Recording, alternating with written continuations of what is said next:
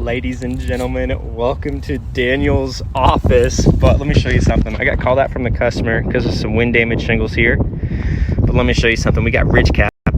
That's this product right here. And this is what's called laziness. We got no ridge cap on this upper ridge. So when we look at it, right, we got holes all over the place that when water comes through, just kind of penetrating through these holes, causing leaks every time it rains.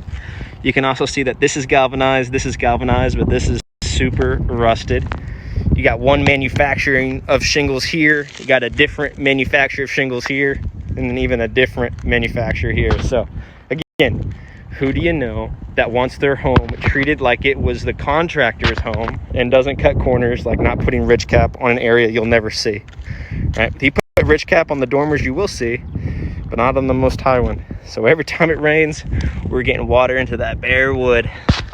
Call Christian Brothers today.